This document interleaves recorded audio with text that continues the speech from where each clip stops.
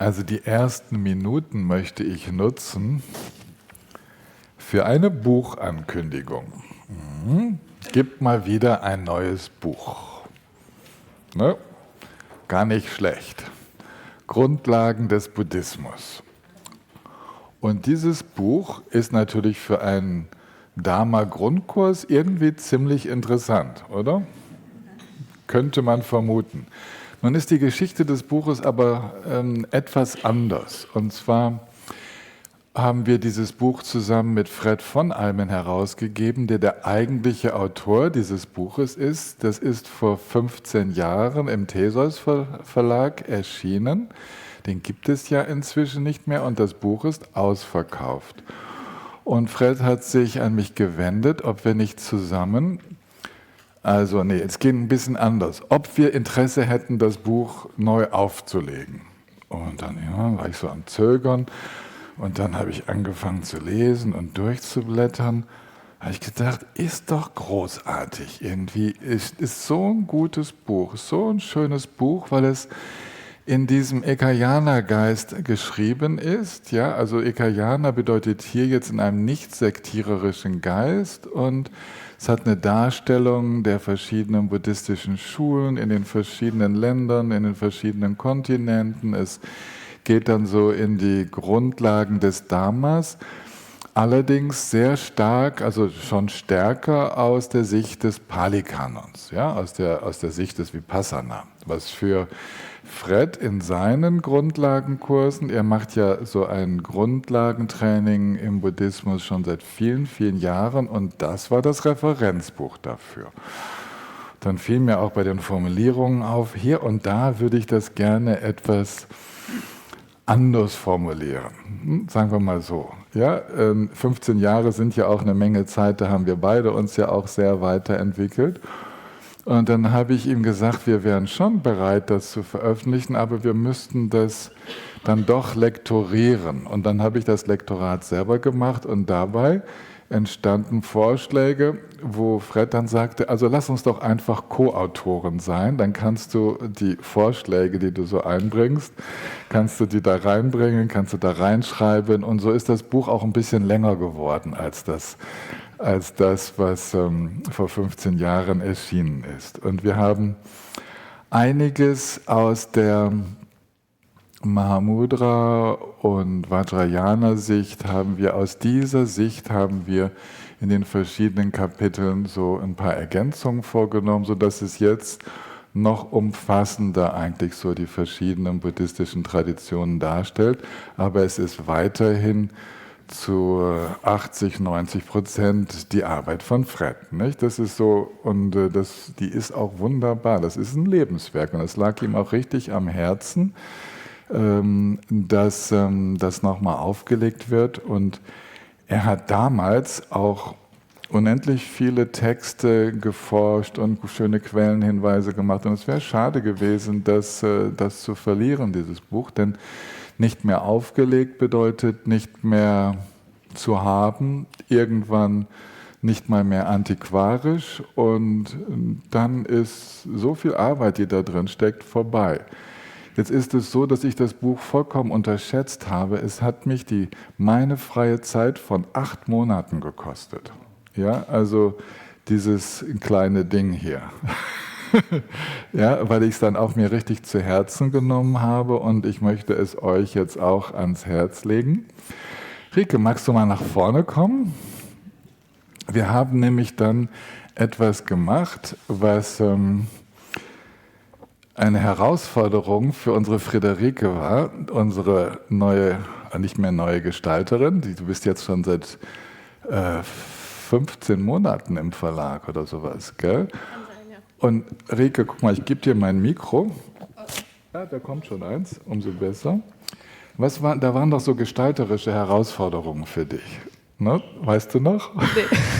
Die Wünsche von Fred. Darf ich? Ja. Ja, danke. Ich weiß allerdings nicht mehr, auf welcher Seite. Nee, alle. Alle? Du weißt doch, so. Er wollte doch, dass das Buch... Genau, also Fred wollte, dass das Buch genauso aussieht wie vorher oder hauptsächlich zum Großteil so aussieht wie vorher. Vielleicht kennen das einige von euch. Die erste Ausgabe Grundlagen und da waren ein paar Herausforderungen, nämlich hauptsächlich ein passendes Bild zu finden. Das war auf jeden Fall eine große Herausforderung. Du hast die ganzen Schrifttypen nachgestellt. Ich habe die Schrifttypen nachgestellt, genau, im Innenteil auch, also das Inhaltsverzeichnis entsprechend angepasst. Ich habe kannst du das mal hochhalten? Ja, was soll ich hochhalten? Warte mal. Okay. Du suchst das Diagramm. Ja. Welches? Dieses mit der Geschichte zum Beispiel, soll ich das mal nehmen? Ja, die Entwicklung. Sie hat nämlich alle Grafiken übernommen und für die gesamte Gestaltung gab es nicht ausreichende Vorlagen. Sie musste die ganzen Grafiken nachstellen. Zum Beispiel so eine super Grafik, wo die Geschichte des Buddhismus über 2 Seiten verteilt. Genau. Du bist dran. Also das war auch eine Herausforderung, diese Grafik so einzubauen, dass sie eben genau auf diese 2 Seiten passt, dass es dann auch noch passt, dass man das gut sehen kann und in der Mitte nicht im Bruch verschwindet im Buch. Also, ja.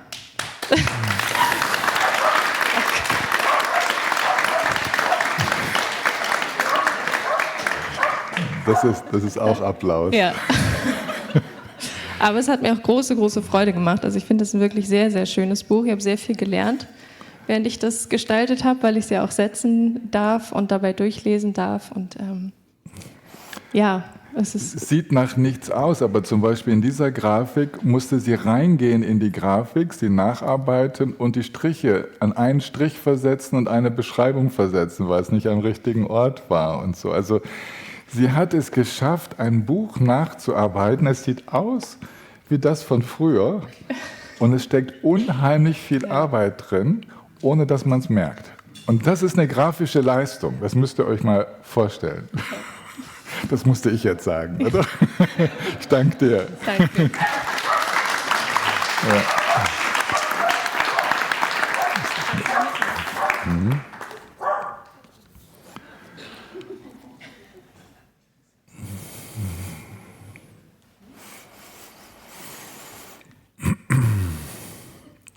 Ja, was den Norbu Verlag angeht, haben wir jetzt sehr, sehr viel nachgedruckt, viele Werke von früher, also vor allem die Meditationstexte, die waren jetzt alle am Ende der Serie angekommen, ausverkauft, haben wir mit Rike nachgedruckt. Sie hat also gelernt, im tibetischen Text Verbesserungen vorzunehmen und so weiter. Also da läuft ganz viel, aber der Norbu Verlag hat noch nicht mehr verkauft als vorher. Dass wenn ihr da ein bisschen mithelfen könntet, alles, was wir hier direkt über den Tisch gehen lassen oder was bei unserer Webseite verkauft wird, das hilft uns richtig. Was über den Buchhandel geht, da verdienen wir fast nichts dran. Ja, das ist ganz, ganz wenig. Okay. Dann kann ich mit dem Unterricht loslegen. Im Hintergrund läuft alles. Okay.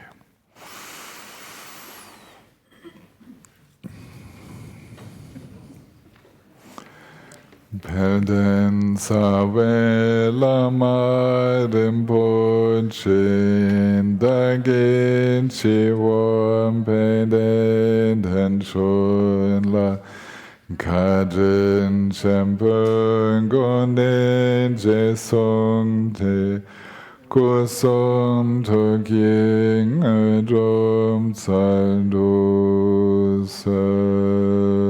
sang yin shen dan song gen jonam la jan jom badon dane kyap sun jing da gin jen so en jim pesenam ji Jolam penche sang yen jom pasho sang yen chen dan so gen jonam lan jan jom badon dane kyap sun jim da gin chen so en jim pesenam ji Dron lam penchir sangye drompa sho sangye chedan sangye jonam la janjum badu dane kyab sunji dagin chen son jimpe sunamji Dron lam penchir sangye drompa sho Sem chen tam chen deva dan deve judan dem ban jujik Dunai dan dunai ji judan java jujik Dunai mimpen deva dam badam indra jujik Nidin chandan nidan javen tanam chembala nimban jujik Sem chantam jen deva dan deve judan demba jujik Dunai dan dunai ji judan java jujik Dunai mimpa deva damba damindra vajujik Nirin chandan hidan javen tanam chembala nimpan jujik Sem chantam jen deva da Judan dempa jujik Dunai dan dunai ji judan java jujik Dunai mimpa deva damba damindra vajujik Nirin chandan hidan javen tanam chembala nimpan jujik.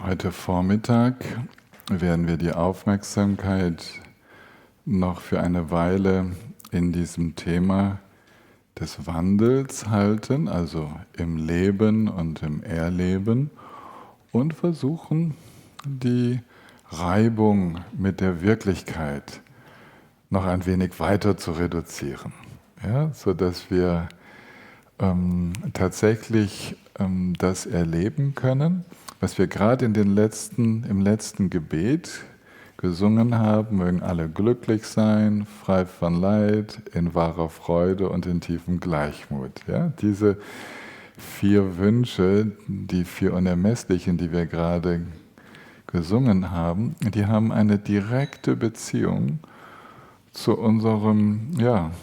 zu unserer Art, wie wir im Leben unterwegs sind. Und ich erwähnte gestern ja schon, dass die Unterweisung über das Leben und das Erleben, Wandel und sich dem Wandel öffnen, dieses Fließen können, aber dann auch das Strukturieren können in diesem Wandel, das ist dann die Unterweisung über Karma, die kommt dann auch, dass diese Unterweisung eigentlich als Gegenmittel oder Heilmittel gedacht sind. Immer für das, was unsere Schwierigkeit ist, ja? Wo wir irgendwie blinde Flecken haben. Und so können wir auch, wenn wir mal als Referenztext für heute Morgen den Gampopa nehmen, den Schmuck der Befreiung, wenn wir da in die erste Unterweisung des spirituellen Freundes gehen, über Vergänglichkeit, das ist Kapitel 4, da wird als erstes der Buddha zitiert. Nicht? Dieser Text, der übersetzt Dharma-Essenz in Versen heißt, ist der tibetische Text übersetzt, entspricht dem Text, der im Pali-Kanon als Dhammapada berühmt geworden ist. Ja, es sind dieselben Inhalte, leichte Unterschiede gibt es da, aber es ist eigentlich derselbe Text.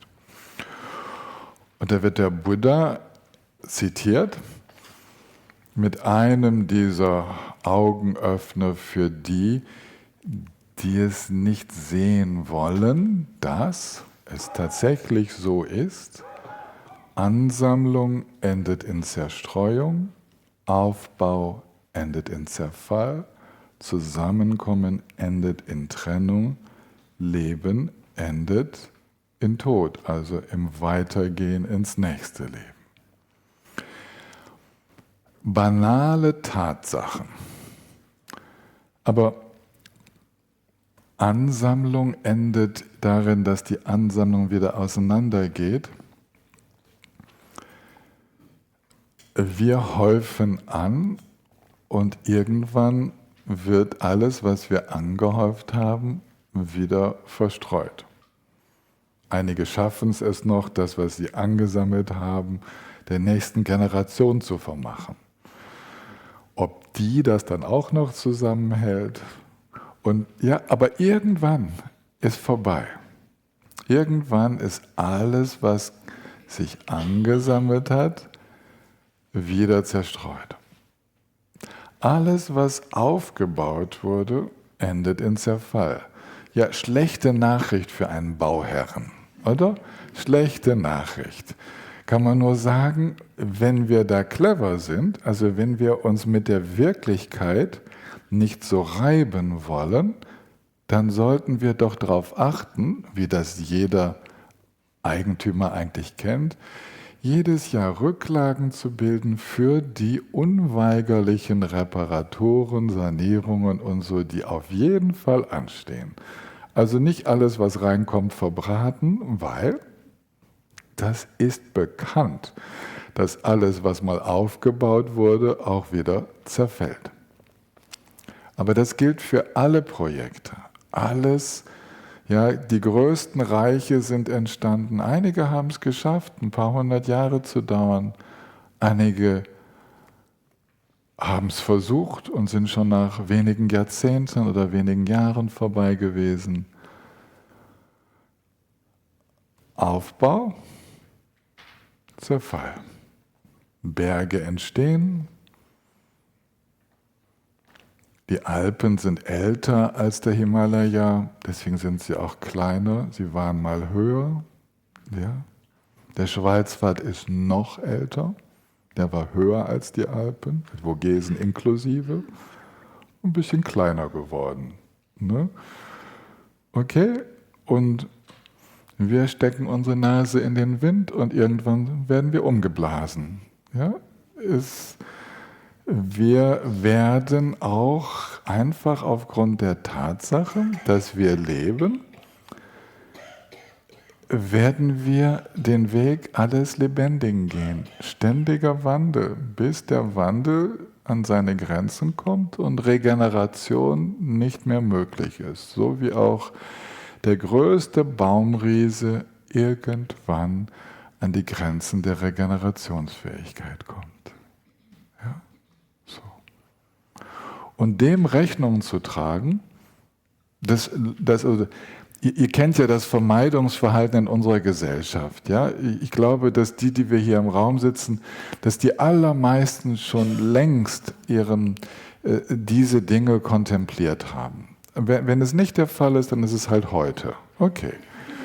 Ja, ich habe angefangen, noch in der Schule diese Dinge zu kontemplieren und dann danach und mein ganzes Leben darauf eingerichtet, dass alles, was ich anfange, endlich ist. Dass es einem Wandel unterliegen wird. Und es war, wie für euch auch, immer wieder bitter zu sehen, wie wenig wir den Wandel selbst beeinflussen können. Wir sind innerhalb dieses Lebens doch nur ein Faktor.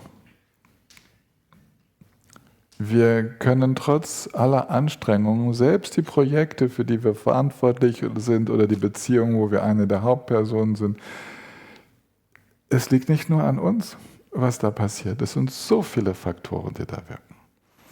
Und je früher wir uns dessen bewusst werden und unser Leben im Bewusstsein führen, wie das Leben denn tatsächlich ist, ja, da ersparen wir uns ganz viel Reibung.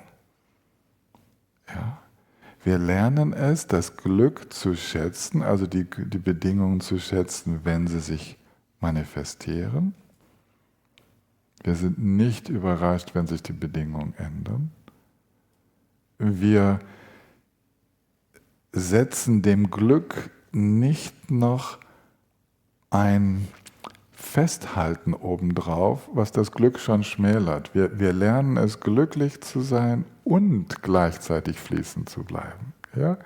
Also wir lernen es im Anbetracht des Wandels, das Jetzt zu genießen und bleiben, möglichst fließend, aber wir dann viel besser genießen können.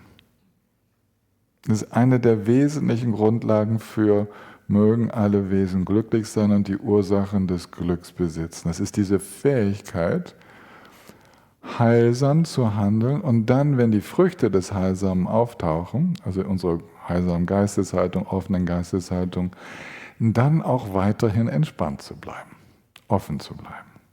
Dann ist die Freude umso schöner. Und jetzt kommt ja unweigerlich der Wandel. Der Wandel geht nicht immer zum Schlimmeren, der kann auch zum Besseren gehen, aber es kommt unweigerlich aufgrund der Bedingungen unseres Körpers und der Beziehungen kommt es zu schmerzhaften Erfahrungen. Wo geboren wird, beginnt das Altern. Mit dem Altern kommen Anpassungsschwierigkeiten. Es kommen Transkriptionsschwierigkeiten der DNA, die man Krebs nennt zum Beispiel. Ja, es gibt alles Mögliche, was da passieren kann. Da ist doch jemandem, der hier zu diesem Retreat gefahren ist, passiert, dass unterwegs auf der Autobahn das Herz ausgesetzt hat. Ja? Zum Glück konnte die Frau auf den Seitenstreifen lenken, vom Beifahrersitz aus. Ja? Das gibt es. Das kann auch in jungen Menschen passieren. Das ist so ein sensibles System. Ja? Das ist so das Reizleitungssystem in den Herzen, in den Vorhöfen, in den Kammern und dann der Rest des Geistes ist sowas Sensibles. Da kann jederzeit etwas passieren und man weiß nicht immer warum. Und das ist so eine dieser Augenöffner, die der Buddha damals intensiv betrieben hat, ja? Menschen die Augen zu öffnen, es wird in jedem Alter gestorben. Wie die Nachricht von einem Kind vor 3 Tagen, das aber schon vor drei Monaten gestorben ist, an einer Nachblutung von einer Mandel-OP, 10 Tage danach. Ja, so. Ich habe jetzt gelernt, dass das zwar selten vorkommt, aber eine der gefürchtesten Komplikationen ist. Unser Notarzt nickt und und passiert. Es gibt noch so viele andere und das will ich nur sagen. Und das ist ein Augenöffner. Ja? Wir müssen damit rechnen. Ja? Und das ist nicht, dass uns der Buddha oder irgendjemand sonst, irgendeine Lehrerin, die darüber spricht, dass die uns das Leben madig machen möchten. Sie möchten verhindern, dass wir angesichts der Ursachen von Leid sehr viel entspannter bleiben. Dass wenn die Dinge schwierig werden, dass wir nicht noch obendrauf das Leben anklagen dafür, dass es so ist, wie es ist. Manchmal wird Gott stellvertretend fürs Leben angeklagt. Wie konnte Gott das zulassen? Ja? Nee, das Leben ist so. Auf Perioden des Friedens folgen Perioden des Streites. Wie lange die jeweils dauern, da sind viele Kräfte am Werk. Wenn es soweit ist, verschlimmert das Auflehnen dagegen nur unsere sinnvolle Reaktion darauf. Jedes Auflehnen ist nur ein völliges oder partielles Nicht-Wissen-Wollen. Und so könnt ihr auch diesen Augenöffner über Wandel, der zu schmerzhafteren Erfahrungen führt, könnt ihr einfach nur so verstehen, hey, seid darauf vorbereitet und wenn es kommt, okay, jetzt braucht es eine andere Haltung. Ich bleibe weiterhin möglichst entspannt, aber lass mich nicht die Augen verschließen, sondern möglichst schnell auf diesen jetzt stattfindenden Wandel eingehen, um vielleicht noch ein bisschen mitgestalten zu können. Ein bisschen mitgestalten zu können in eine Richtung, wo es sich sinnvoll anfühlt. Das wäre Mitgefühl, ja, aus Mitgefühl die Unterweisung zu geben, Augen auf. Zu leben bedeutet nicht von Glück zu schreiten, sondern Leben kann unglaubliche Unfälle mit sich bringen, ne? Wo einem die Knochen zertrümmert werden und das Leben danach völlig anders aussieht. Okay. Das kann passieren, muss nicht passieren. Kleine Nebenbemerkung, auch wenn man sein Leben lang über Vergänglichkeit kontempliert, meditiert, sie nimmt deswegen nicht zu. Und sie wird nicht schlimmer. Auch wenn man tagtäglich die Möglichkeit des eigenen Todes in Betracht zieht, heißt es nicht, dass man schneller stirbt. Ne? Es bedeutet eigentlich, dass wir ein bisschen reifer durch die Welt gehen, würde ich mal sagen, weil vor dem Leben mit seinem Wandel die Augen zu schließen, zu denken, die Dinge würden so bleiben, wie sie jetzt gerade sind, das ist völlig naiv. Es geht nicht. Es widerspricht aller Lebenserfahrung. Also eigentlich ist diese Unterweisung, die der Buddha damals gab und die sehr berühmt geworden ist, eigentlich ist das nur aus der Lebenserfahrung heraus gesprochen. Das ist nichts Besonderes. Jetzt gehen wir noch zu den Ursachen der Freude. Darüber möchte ich dann morgen Vormittag mehr sprechen. Das dritte unermessliche Qualität. Wenn wir uns dem Leben öffnen und so ganz in dieses Erleben eintauchen, eins werden mit dem Erleben und in dem Erleben so ganz offen unterwegs sind, ohne einen Mittelpunkt zu erzeugen, ohne nach dem Erleben zu greifen, also wirklich ganz zu dem werden, was wir sind, also dieses So-Sein zulassen, dann ist das die große Freude. Das ist die non-duale Freude. Das ist der dritte Wunsch von diesen 4 Unermesslichen. Okay? Darum geht es eigentlich. Lebensfreude, ich werde morgen noch mehr darüber sprechen, also habe ich jedenfalls mir vorgenommen, die beinhaltet, dass wir so ganz in die Lebendigkeit des Seins eintreten. In dieses Staunen, in dieses Vibrieren, in dieses Wow, ja, so. Immer wieder die Überraschungen. Und die Überraschungen sind halt wirklich Überraschungen. Wir treten gleichzeitig aus einer Illusion aus. Und wenn wir uns der Lebensfreude öffnen, treten wir auch aus der Illusion raus, dass wir eine Kontrolle hätten über das Leben. Wir haben eine mäßige, begrenzte Einflussmöglichkeit. Vieles können wir nicht kontrollieren. Lebensfreude bedeutet, ins Vertrauen zu gehen. Lebensfreude lässt sich umso mehr erleben, je weniger wir im Kontrollmodus unterwegs sind. Und das hat damit zu tun, dass wir uns ganz öffnen für das, was da ständig aktiv ist, das, was wir dieses Lebendige nennen, was ja so kostbar ist. Okay? Also Lebensfreude, dieser dritte Punkt bis hin zur großen non-dualen Freude, das hängt elementar mit unserem Verhältnis zum Wandel zusammen. Ob wir da Reibung erzeugen, ein Nicht-Wollen und anders wollen, ja, ob wir da diese Art von Reibung ständig erzeugen, das hört ihr schon. Das erzeugt sofort die Bedingungen für weniger Lebensfreude. Versteht ihr? Wenn ich so, wie es jetzt gerade ist, nicht will und was anderes will, kann ich nicht so ganz freudig unterwegs sein. Ja?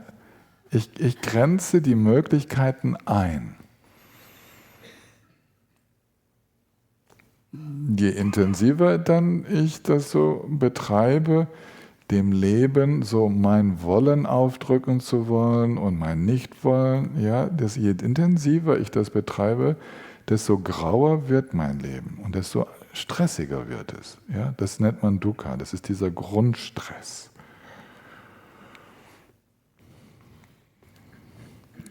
Jetzt kommen wir zur vierten unermesslichen Qualität, diesem berühmten Gleichmut. Das ist jetzt nicht nur ein Gleichmut, okay, die Dinge ändern sich halt und ich nehme das gleichmütig hin. Das ist die erste, immer noch recht oberflächliche Form von Gleichmut. Das ist schon mal toll. Stau, also gut, es ist Stau. Okay. Regen, also gut, es ist Regen. Sonne, also gut, es ist Sonne. Ja? Hunger, also gut, es ist Hunger, Durst und so weiter. Gut. Essen, so, gutes Essen, gut. Gleichmut mit den äußeren Bedingungen.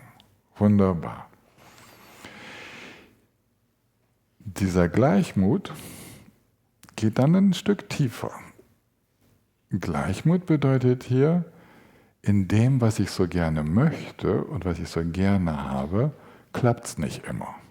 Gleichmut, wenn meine gestalterischen Versuche, etwas mehr Freude im Leben zu haben, fehlschlagen. Ja? Gleichmut, wenn sie Erfolg haben. Wenn ich es schaffe, die Bedingungen zu kreieren, die ich mir gewünscht habe, auch da im Nicht-Haften, im Nicht-Ablehnen zu bleiben. Also gerade dann, auch wenn es funktioniert, offen zu bleiben und vielleicht dann in die Dankbarkeit zu gehen, in die Freigebigkeit, in das Teilen. Ja, das sind ja dann offene, gestaltende Herzensaktivitäten, die bewirken, dass sich das Erfahrene, das Erlebte mit anderen teilen kann. Dadurch bleibt es im Fluss. Alles, was wir für uns behalten wollen, wird aus dem Fluss rausgenommen. Das, was wir weiterhin fließen lassen, und die Natur ist ja, dass es sich mitteilt, also Liebe zum Beispiel hat die Natur sich mitzuteilen, sich wie ein Feld um uns herum zu verbreiten und bezieht die Menschen ein, die wir auf der Straße treffen und denen wir irgendwo begegnen, auch in so einem Kurs. Das hat ja die Neigung, sich auszuweiten. Liebe, was ja eine wunderbare Erfahrung ist, die wir für uns behalten wollen, die wir beginnen zu reservieren, wo wir andere wie ausklammern von, die kann nicht mehr so weiter wachsen. Ja? Also die Entwicklungen im Leben und Erleben von Liebe, von Angenehm, von Freude, von herzöffnenden Erfahrungen, die haben mit diesem Gleichmut zu tun, der hier bedeutet, ganz Ja zu sagen zum Leben. Und der eigentliche Gleichmut, jetzt gehen wir noch mal ein Stück tiefer.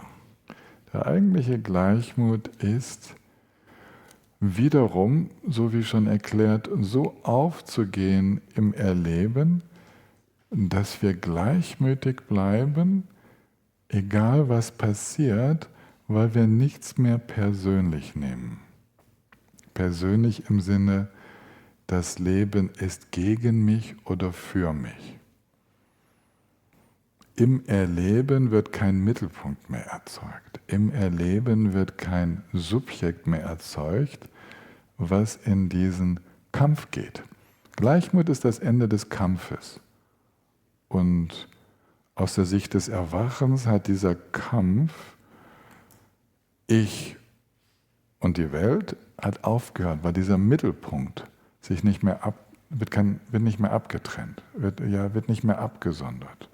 Diese Art des Wahrnehmens hat aufgehört. Und das ist der tiefe Gleichmut, das ist der große non-duale Gleichmut, der entsteht, wenn wir wenn die Selbstwichtigkeit sich so weit aufgelöst hat, dass es im Erleben selbst nicht mehr wichtig ist, ein davon getrenntes Ich zu erzeugen.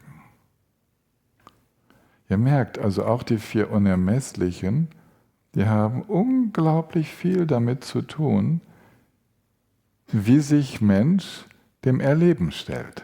Ja, also wie wir im Erleben unterwegs sind, im Angenehmen, im Unangenehmen, wie wir Freude zulassen können, nicht zulassen können und wie wir in tieferem Sinne tatsächlich in einen grenzenlosen Gleichmut finden können. So. Das war eine kleine Zusatzerklärung jetzt, die 4 Unermesslichen und das Thema Wandel, Vergänglichkeit, Unbeständigkeit des Seins.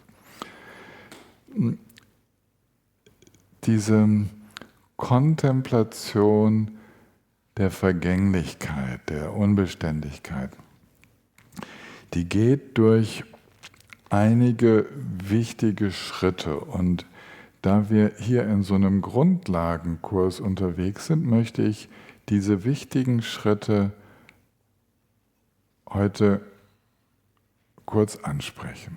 Ich habe die zwar alle schon gelehrt und ihr könnt ja auch selber lesen, aber es würde mir darum gehen,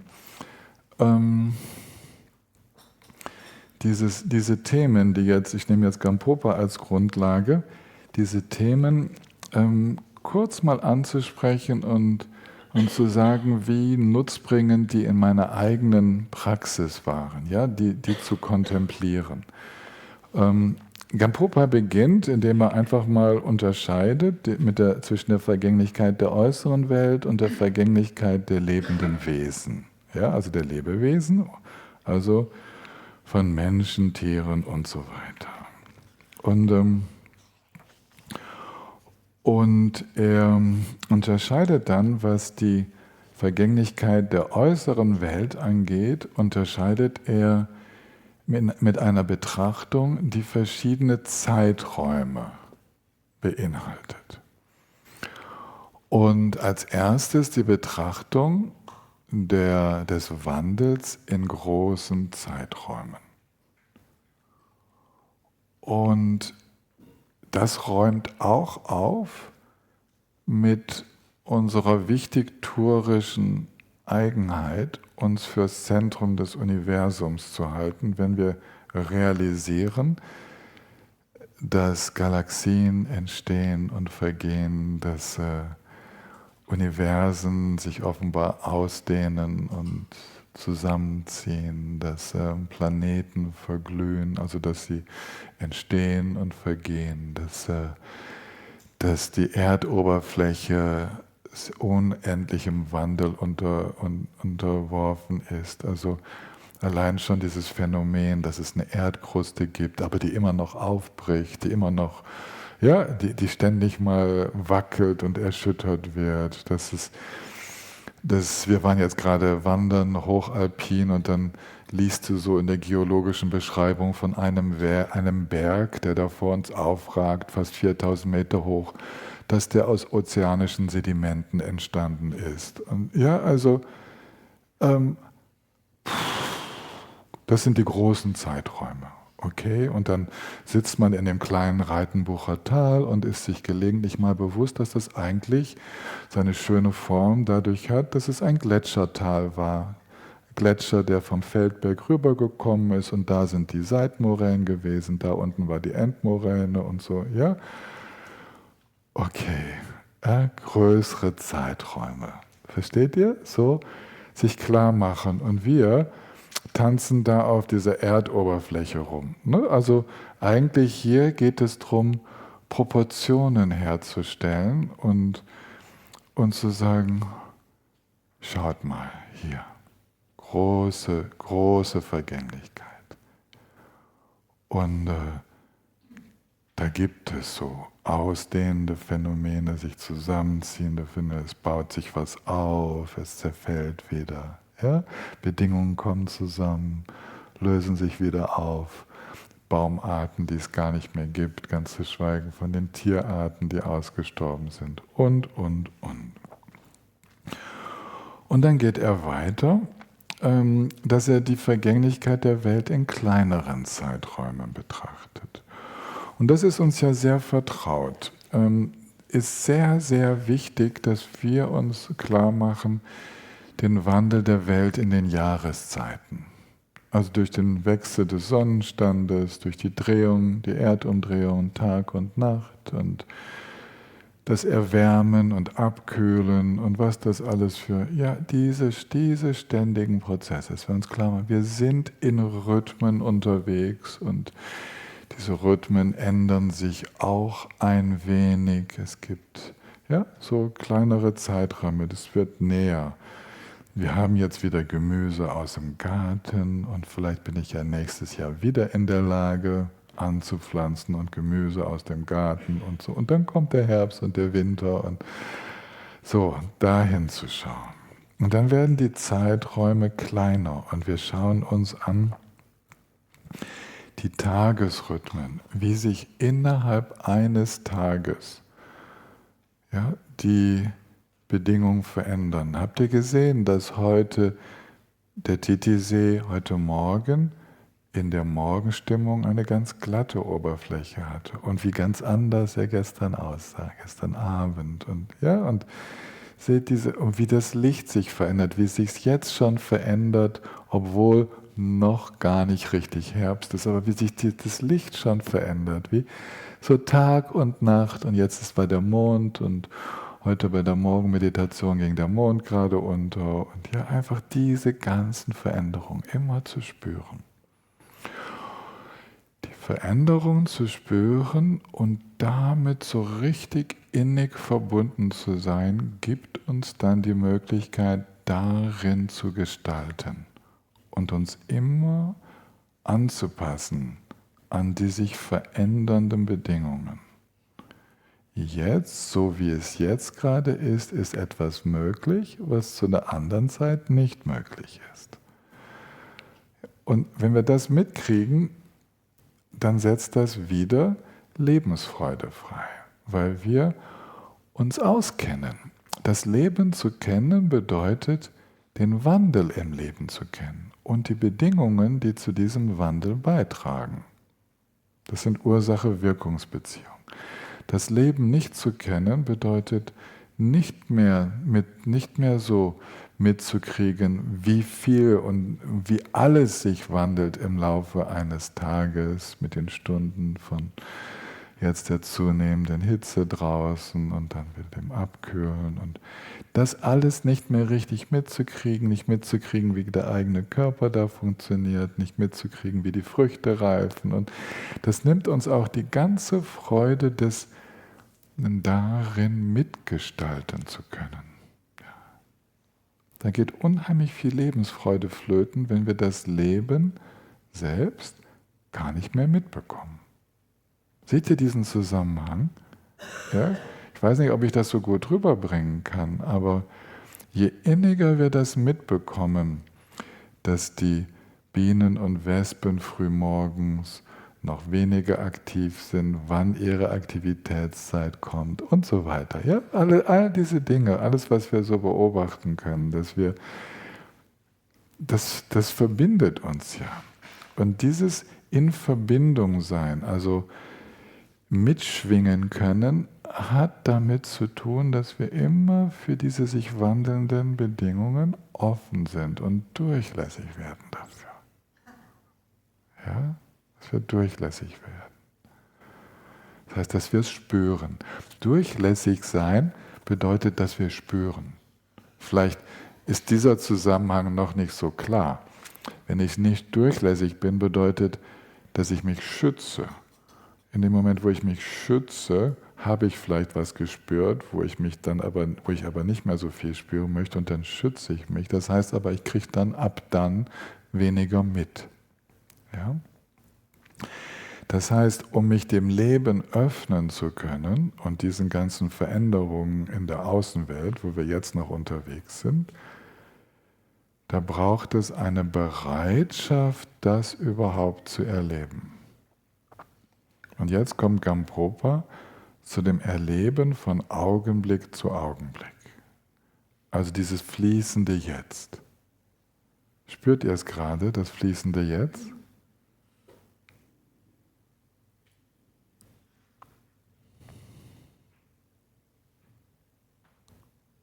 Es atmet, es spürt. Das heißt, es braucht Interesse, es braucht ein Hinspüren, ein Gewahrerwerden. Und das ist, was ich mit Durchlässigkeit meine. Durchlässigkeit ist dieses Interesse, diese Bereitschaft zu spüren. Wir würden diesen Wandel in uns selbst, im fließenden Jetzt, würden wir nicht mitbekommen, wenn wir immer mit anderem beschäftigt sind. Ja? Wenn wir uns immer auf etwas fokussieren, was unsere Aufmerksamkeit so bannt, dass wir uns selbst gar nicht mehr so spüren, dass wir gar nicht mitkriegen, ob gerade Tag oder Nacht ist, dass wir nicht mehr mitbekommen, wie es den Menschen um uns herum geht. Ja, so wir sind zu stark beschäftigt. So. Okay? Jetzt machen wir eine kleine Meditation und dann gibt es Pause.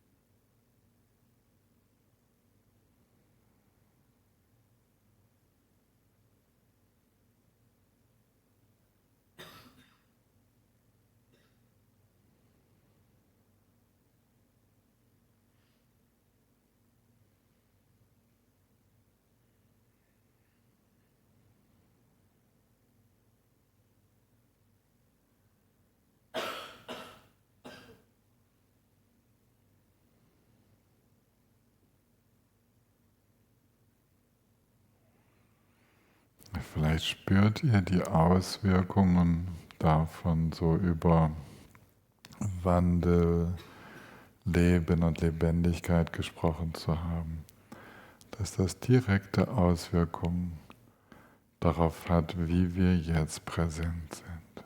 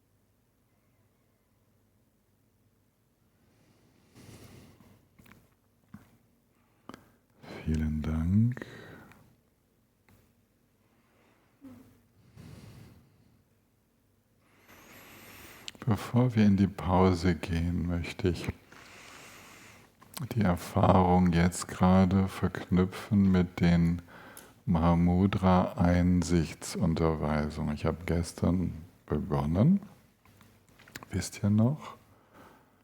Erleben findet im Geist statt. Also Leben ist Erleben, findet im Geist statt. Dieses Erleben, dieses Geistige, ja, ist nicht auffindbar. Es ist leer von einem Wesenskern. Und jetzt waren wir schon so weit, dass wir merken können, ja, und in diesem nicht fassbaren Erleben zeigt sich unaufhörlich eine Vielfalt. Eine Vielfalt von verschiedenen Aspekten des Erlebens in allen unseren Sinnen. Ja? Diese Vielfalt des Erlebens, die sich da so zeigt, das ist der dritte Aspekt der Einsichtsmeditation, zu sehen, wie dank der nicht dinglichen Natur unseres Erlebens sich halt diese unaufhörliche Vielfalt zeigen kann. Ja? Alle Erscheinungen sind Geist, der Geist ist leer, Leerheit ist spontane Vielfalt, spontane Präsenz und ihr wisst noch, diese spontane Vielfalt ist selbstbefreiend, befreit sich von selbst. Das ist der vierte Schritt. Und es ist so einfach. Wir brauchen nichts zu tun, dass sich diese Vielfalt ins nächste Jetzt hinein auflöst. Das geht von selber. Seit Menschen gedenken. Und das alles sind Unterweisungen über Wandel. Ja, über das, was man aus einer anderen Perspektive Unbeständigkeit nennt oder Vergänglichkeit, was wir das fließende Leben nennen. Einsichtsmeditation. Einfach Einsicht in dieses dynamische Geschehen, in dem wir nichts tun müssen, damit sich irgendetwas auflöst. Wir lassen vielleicht lieber einiges sein, damit es deutlicher zu erleben ist. Okay? Und manchmal gestalten wir, aber auch im Gestalten geben wir einfach eine Energie hinein und dann müssen wir ja unsere Impulse entlassen. Wir können die Impulse, die wir geben, ja nicht begleiten und dann auch noch bei denen, die die Worte hören, schauen, dass es auch im richtigen Ort landet, in deren Hirn und in deren Herzen und dass die dann auch wieder das Richtige darüber nachdenken und den anderen sagen. Wir können die Impulse ja nicht begleiten. Wir können Impulse reingeben ins Leben und dann müssen wir sie entlassen. Ja? Auch unsere Impulse sind selbstbefreiend. Okay? Also damit entlasse ich uns in die Pause und wir treffen uns 25 nach 11 wieder, etwas mehr als 20 Minuten. 25 nach geht's weiter.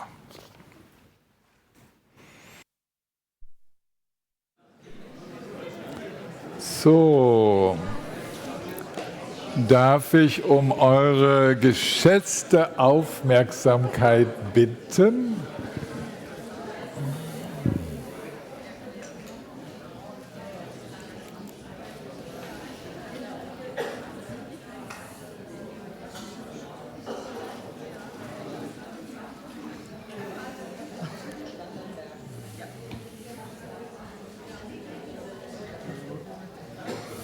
Ja, ja.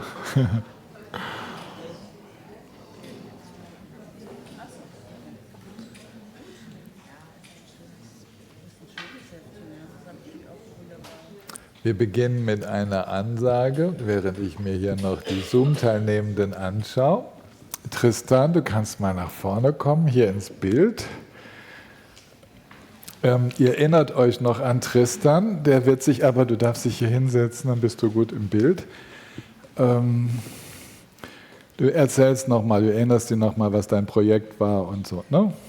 Ja, wie war das noch? Lebt weiterhin, Gott sei Dank. Für diejenigen, die vielleicht ganz neu sind, das ist ein Projekt, praktisch die Inhalte des Kurses nochmal, Pädagoge würde sagen, didaktisch aufzuarbeiten, zu vertiefen, zu wiederholen, Anregungen zu kriegen. Die Hefte 1 und 2 sind schon erschienen, sie sind vergriffen, also mittlerweile, sie sind vergriffen, wir haben aber auch nur wenige Auflage gemacht, sie sind aber online abrufbar. So, das Heft 3, ich habe schon eure enttäuschten Gesichter gesehen, ist leider nicht da, noch. Naja, aber es kommt halt Unvorhergesehenes und man muss die Wirklichkeit oder so irgendwie abgleichen mit dem, was ist. Hast du vorhin oder sowas erzählt? Da war doch sowas. Ja, Wie war da noch? Wir haben das extra so gemacht, könnte ich jetzt sagen. Nein, wir waren auf der Zielgerade, obwohl die Zeit ja ziemlich kurz ist zwischen dem letzten Kurs und diesem. Dann kamen aber wirklich halt Ereignisse dazwischen, die es verhindert haben, dass es noch rechtzeitig da ist. Im Moment habe ich den Gedanken, das Heft 3 nur online erscheinen zu lassen, weil bis zum nächsten Kurs ist es ja lange, dann wird es abrufbar sein über unsere Website Ekayana. Und das Heft 4, das wird dann rechtzeitig wieder da sein, das würde dann wieder auch in gedruckter Form. Ich bin schon jemand, der gern sowas auch gedruckt hat und ich glaube, es sind viele da. Ich möchte mich nochmal bedanken und sagen, es hat auch eine Konsequenz gehabt für die vielen Rückmeldungen, die ich gekriegt habe dafür. Tut natürlich auch gut, wenn man merkt, es ist ein Interesse da. Aber es waren auch inhaltliche Rückmeldungen, die wir gekriegt haben. Und eine ist im Neuen schon eingearbeitet in 3. Ich glaube, es ist eine Weltpremiere. Oder ich habe es zumindest vorher noch nicht gesehen. Es kam nämlich eine Anregung, die ich umgesetzt habe. Wir haben 2 Kreuzworträtsel, buddhistische Kreuzworträtsel. Mit den Inhalten natürlich vom Kurs. Also nicht irgendwas oder so.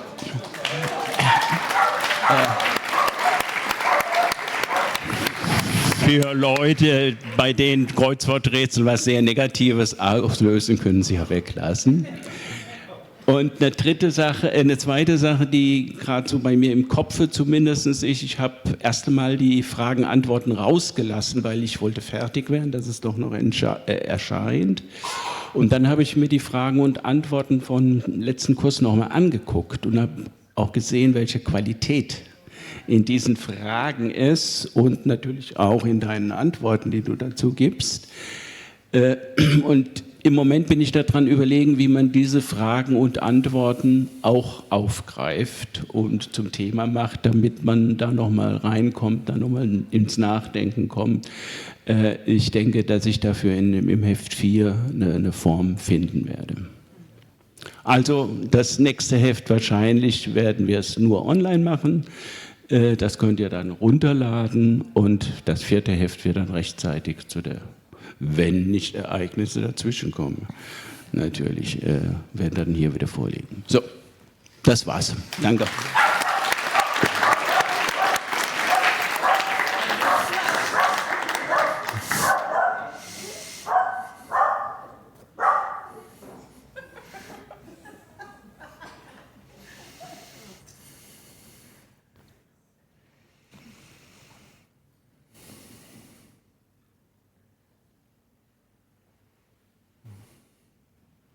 Ja, ich freue mich sehr über die Arbeit, die Tristan und dieses Team da leisten, denn was ist schöner, als diese Themen dann auch noch so didaktisch aufbereitet zu wissen, zum Nacharbeiten für die, die diesen Stil schätzen können. Und wow, es geht da auch ein Wunsch in Erfüllung. Also auch von meiner Seite dir nochmal ganz herzlichen Dank.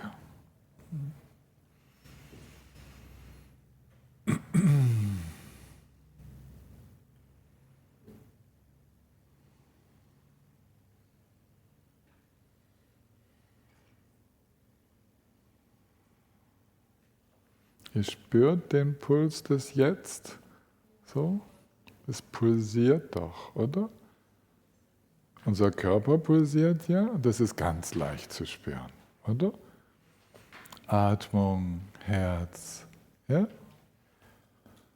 Pulsschlag, aber die vibrierenden Zellen, so vielleicht die Nachwirkung von draußen Sonne, jetzt hier sanfte Klimaanlage, ja, mit der sanften Kühle, so, vielleicht spürt ihr etwas.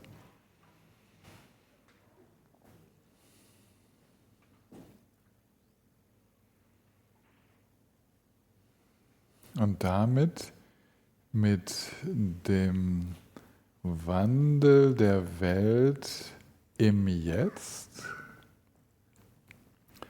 im Verlauf des Erlebens, macht Gampopa den Übergang zur Kontemplation des Wandels, der Vergänglichkeit der Lebewesen.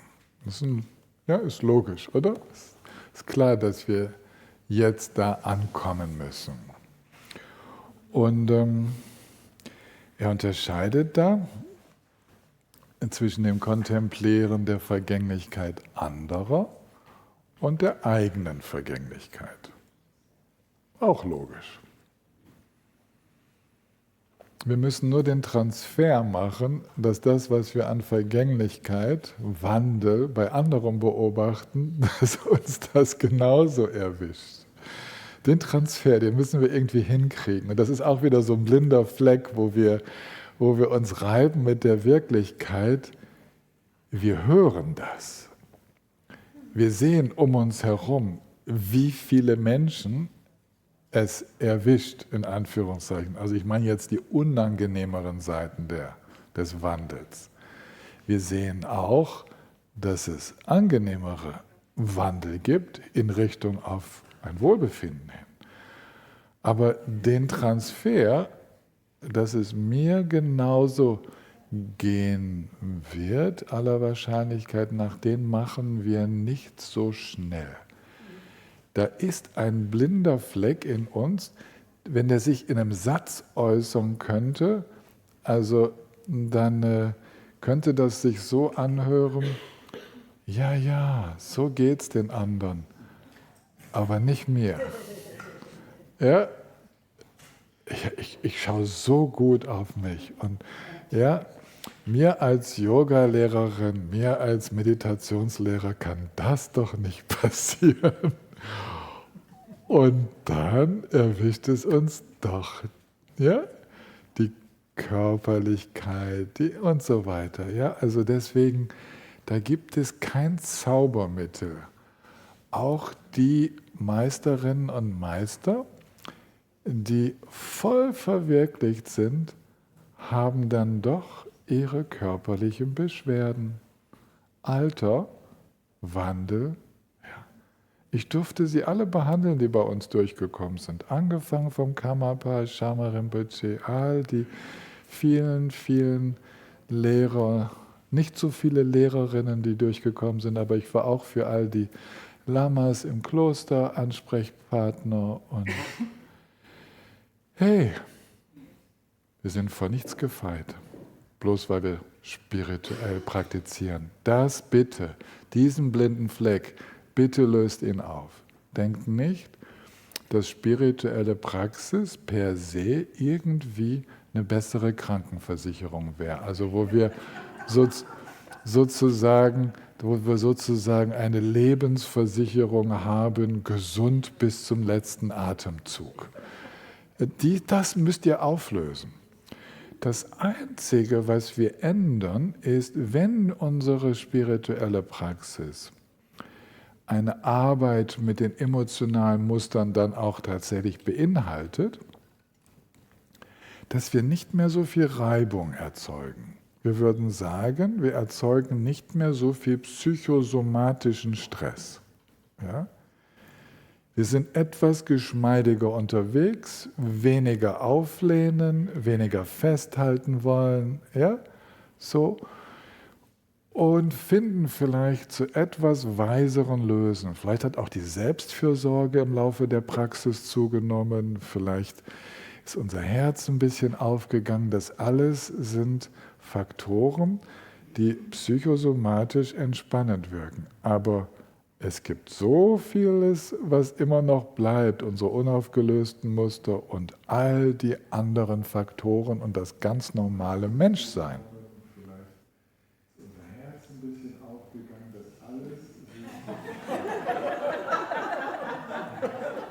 Wir haben einen Playback. Wir haben ein zeitversetztes Playback in den Lautsprechern. Was war denn das gerade?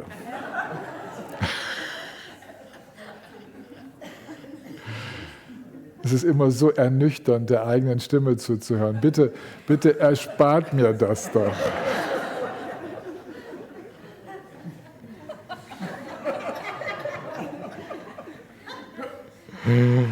Eieiei. Also, die Kontemplation der Vergänglichkeit anderer besteht im Wesentlichen darin, bisher ist noch niemand der Vergänglichkeit entgangen. Bisher hat es noch alle erwischt. Was den Tod angeht, was das Altern angeht, es ist niemand ewig jung geblieben. Der wäre schon längst im Guinness-Buch der Rekorde gelandet. Gibt da irgendwelche Grenzen? Und das andere, das sind bis jetzt Märchen. Okay? Das muss man einfach mal klar sagen. Und wenn irgendjemand im Märchen 500 Jahre alt geworden ist, dann hat es ihn halt nach 500 Jahren erwischt. Okay? Also Schluss mit diesem Ewigkeitsglauben und auch Schluss mit diesem Glauben, dass ein bisschen Spiritualität so einen wesentlichen Unterschied machen würde, was das Sein in einem bedingten Körper angeht. Das ist bedingtes, abhängiges Entstehen, was wir hier erleben. Das ist von Bedingungen abhängig. Okay? Und alles zu denken, dass wir hier mit Wunderwirken irgendwie eine super Prana-Zirkulation hinkriegen würden, die uns ewig jung hält, bitte. Ja, ja, ist offenbar nicht Sache. Ja? Die Meisterinnen und Meister, von denen wir lesen, sind größtenteils schon gestorben. Die noch leben, sind selten mal älter als 110. Ja? Gibt es echt wenige. Ich weiß jetzt gerade gar niemanden. Ja? Also bitte, bitte, begrabt diese Ideen und richten wir uns darauf ein begrenztes Leben zu haben. Und das ist wieder so Heilmittel, ja, Heilmittel für blinde Flecken. Wenn das doch alle schon kapiert hätten, bräuchten wir das nicht anzusprechen. Okay? Aber immer noch erwischen sie uns damit. Die verkaufen uns Lebensversicherungen. Da lebt niemand auch nur einen Tag länger. Ist doch super, oder? Auch die Krankenversicherung, da wird niemand weniger krank. Ja, es ist nur, dass wir mit den Auswirkungen dieser, was halt bedingte Existenz wird, dass die ein bisschen abgepuffert werden. Okay? Also eigentlich sind die total realistisch. Die haben ihre Statistiken und die wissen, von ihren Kunden sterben so viele im Laufe dieser Zeit und das ergibt die Versicherungssumme. Die sind realistisch. Man müsste eigentlich mal so ein bisschen hinter die Kulissen der Versicherung schauen. Dann kriegen wir einen ganz feinen Einblick in die Statistiken der Vergänglichkeit. Okay? Machen wir das doch einfach mal innerlich, können wir uns ja vorstellen. Okay, dann wissen wir, dass wir in einer gewissen Lotterie unterwegs sind. Ja? So, die Lotterie ist, ich begebe mich in den Straßenverkehr, aber es passiert ja nicht so häufig jemand. Ich gehe ins Gebirge, aber die meisten kommen ja heil zurück. Ich nehme ein Flugzeug und die wenigsten stürzen ab. Und ja, also ich habe einen Körper, die Chancen sind gut, dass er, ja, nun ja, die Hälfte halten bis zum Durchschnittsalter durch. Ja, also, was ist die Lebenserwartung? Die Hälfte sind vorher und die Hälfte sind nachher. Das nennt man Lebenserwartung. Ja, also meine Chancen, dass ich älter werde als die Lebenserwartung, naja, ich habe es ja schon so weit geschafft. Vielleicht schaffe ich es ja auch noch drüber. Aber machen wir uns nichts vor. Es muss die Hälfte von uns vorher erwischen. Und die andere Hälfte, die muss länger leben. Die können vielleicht gar nicht vorher. Das ist vielleicht auch gar kein Segen. Also einfach so, das ist alles nur Realismus, versteht ihr? Wir gehen das jetzt gleich mal so Stückchen für Stückchen durch. Das geht nur darum, uns ganz bewusst zu machen und dann auch unsere Projekte, unsere Beziehungen, unsere Familie und unser Testament entsprechend zu gestalten. Ja? Darum geht es. Realistisch zu werden. Es gibt immer noch Leute, die sitzen zum Teil sogar bei mir in der Küche im Grünen Baum, die denken, dass der Lama ja wohl nicht krank werden könnte. Nee. Natürlich. Selbstverständlich. Selbstverständlich. Es kann sein, dass wir den nächsten Kurs nicht abhalten können. Selbstverständlich. Vielleicht grüße ich euch dann mit einem kleinen Zoom-Video aus der Chemotherapie oder, ja, versteht ihr, genauso wie jedem anderen. Das muss einfach klar sein. Ich habe es bei zu vielen großen Meistern schon erlebt. Und einige sind recht früh gestorben. Okay. Habe gerade vorgestern die Biografie von Mikio Deutsche in der Hand gehabt. 8. Kammer war einer von den ganz berühmten. Der ist 54 geworden. Glaube ich, das war um die Zeit. Vielleicht ist er nicht mal 50 geworden. Ja, und es gibt so viel, es gibt Karmapas, die im Kindesalter gestorben sind. Okay? Also, bitte. Das ist mir so ein großes Anliegen, weil ich in dieser spirituellen Szene so viel naiven Glauben erlebe. Und da sollten wir uns nicht gegenseitig unterstützen. Ja? Es geht hier darum, sich gut vorzubereiten auf das, was irgendwann kommen wird. Okay. Das Geschenk, was uns Gampopa hier macht, ist, dass er zusammengetragen hat die damals schon bekannten Kontemplationen. Und mich hat hier eine, die ist auf Seite 55, die hat mich damals sehr berührt in meinem Kontemplieren über Vergänglichkeit. Und zwar zitiert er da Shantideva aus dem Bodhicharya-Vatara, Eintritt in die Bodhisattva-Praxis. Tag und Nacht, ohne je anzuhalten, verliert sich dieses Leben unaufhörlich. Es wird nie auch nur ein Stückchen länger. Wie sollte da jemand wie ich nicht sterben? Oder anders ausgedrückt, mit jedem Atemzug bin ich einen Atemzug näher am Tod. Und es war für mich sehr, sehr wichtig, schon als junger Mensch. Wir wissen nicht, es gibt jetzt keine definierte Zeitspanne, wie lange wir leben, also auch das. Es gibt kein Karma, wo man definitiv sagen kann, dieser Mensch wird genau so alt. Nach Ablauf dieser Anzahl Tagen wird dieser Mensch sterben. Das sind immer noch zusätzliche Faktoren im Spiel. Es gibt Vorhersagen, die sind auch aufgeschrieben worden.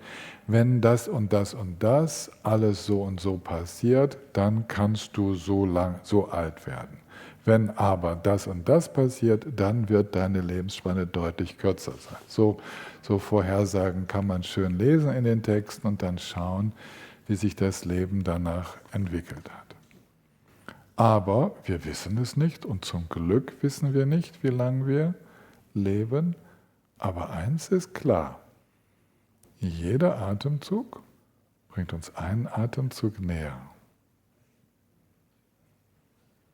Und das braucht uns nicht traurig zu machen. Das ist nur Realismus. Das ist einfach, wie es ist. Es kann diesen Atemzug total kostbar machen. Es ist dieses Gewahrsein jetzt. Jetzt. Und wenn es mein letzter Atemzug wäre, wie würde ich jetzt atmen?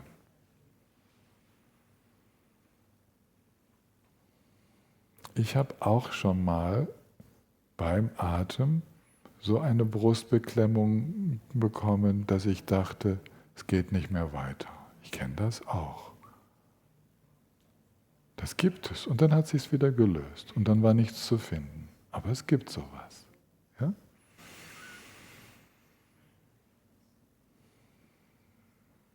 Und damit sind wir direkt wieder bei der Meditation, bei dieser Unterweisung, so zu atmen, so präsent zu sein, so zu leben, als wären es gerade die letzten Momente unseres Lebens. Und so das Leben aufs Beste zu nutzen. Und das ist das Geschenk des kontinuierlichen Kontemplierens von Vergänglichkeit, dass Menschen, die sich das zu Herzen nehmen, ihr Leben viel bewusster angehen und viel mehr das Auge drauf haben, auf wie kostbar jetzt diese Begegnungen sind, wie kostbar jetzt diese Erfahrung ist, nochmal einen solchen Tag geschenkt zu bekommen.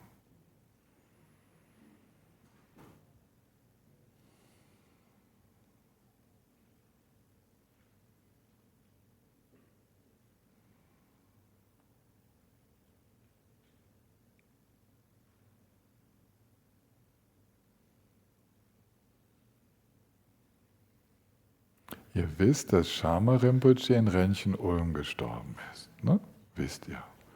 Ihr wisst, dass dieser große Meister auf dem Thron am Tag vorher oder 2 Tage vorher so eine Absenz hatte, wo es aussah, als sei er wie in einem Samadhi gesunken. Aber tatsächlich erlebte er einen kurzen Herzstillstand während des Unterrichtens.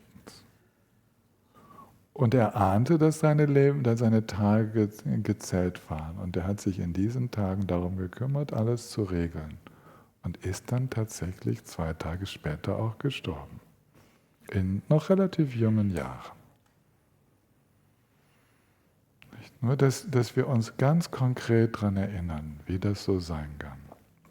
Oder wie der junge Jamgon Kongtrul, der Vorgänger von dem jetzigen, wie der in einem Autounfall umgekommen ist. Ein unglaublich inspirierender junger Lehrer. Einer von denen, die mich am meisten inspiriert haben. Ich habe ihn noch erlebt, in Dagpur damals, Ermächtigung von ihm bekommen, die auch mein Leben verändert hat. Und dann war er plötzlich weg. Okay. Also, unsere eigene Vergänglichkeit und die Situationen nutzen. Das ist die große Lektion. Die Situationen nutzen, das Leben jetzt nutzen. Nichts Wichtiges aufschieben. Und da geht dann Gampopa in die 9-fache Kontemplation über den Tod. Und es geht darum, diesen blinden Flecken so gründlich auszuräumen, wie es nur geht. Zunächst spricht er, und er sammelt die Unterweisungen aus den indischen Texten. Ja? Das ist jetzt nicht etwas, was er erfunden hat, sondern zum Beispiel zitiert er hier Ashwagosha, einen indischen Meister, die Gewissheit zu sterben, weil noch niemand dem Tod entging. Also wenn ihr irgendwelchen Möchtegern-Taoisten begegnet oder Leuten, die vom Elixier des ewigen Lebens trinken wollen und auf der Suche dahin sind, bittet sie doch einfach ein Beispiel zu bringen von jemandem, der noch nicht gestorben ist. Ja, also und über das normale Maß hinaus lebt. Ja, sollte doch dokumentiert sein, bei so viel Interesse für dieses Thema. Okay? Und die Argumentation hier ist, und deswegen bringe ich diese Beispiele, hey, auch die mit hohen Wunderkräften, und hier werden die Rishis angeführt, das sind Menschen mit Siddhis, ja, die in Indien bekannt waren, maximal haben sie ein paar hundert Jahre gelebt. Okay? Es wäre schön, das noch zu dokumentieren, aber die Erzählungen gehen nicht weiter als das. Okay? Alle sind sie irgendwann dann doch gestorben. Dann die zweite Kontemplation, und die hat es echt in sich. Schaut mal, das ist die Gewissheit zu sterben, weil der Körper zusammengesetzt ist, weil der Körper Bedingungen unterliegt. Es gibt, und das ist etwas, das ist so leicht nachvollziehbar, dieser Körper ist ja aus Bedingungen heraus von einem Embryo herangewachsen zu einem Fötus, zu einem Baby, was geboren wurde. Immer haben Bedingungen dazu beigetragen, dass das Leben weitergehen würde. Wenn es doch Bedingungen sind, die dazu führen, dass etwas entsteht, dann nennt man das bedingt entstanden. Etwas, was bedingt entstanden ist, kann nicht unbedingt weiterleben. Es ist unlogisch. Es ist weiterhin von Bedingungen abhängig. Wenn die Bedingungen nicht mehr zusammenkommen, dann ist dieses Bedingte vorbei. Okay? Nur etwas, was ohne Abhängigkeit von Bedingungen sein kann, könnte theoretisch ewig sein. Ja? Weil es von keinerlei Bedingungen abhängig ist. Wir brauchen uns nur mal zu verschlucken. Okay? Eine kleine Bedingung, dass das Schlucken funktioniert.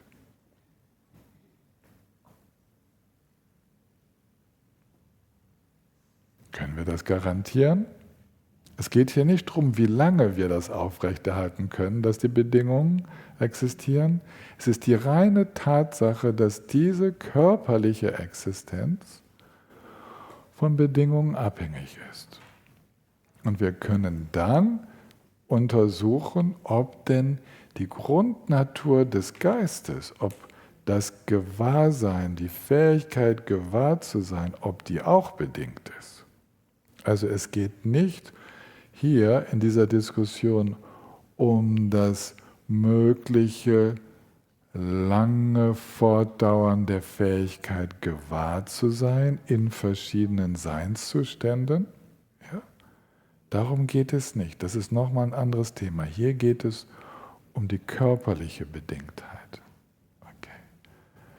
Dass unser emotionales Erleben bedingt ist, ist allen klar. Dass unser Denken bedingt ist, ist allen klar. Aber es gibt da eine Grundnatur, wo wir keine Bedingungen entdecken können und die tatsächlich bei uns allen gleich ist.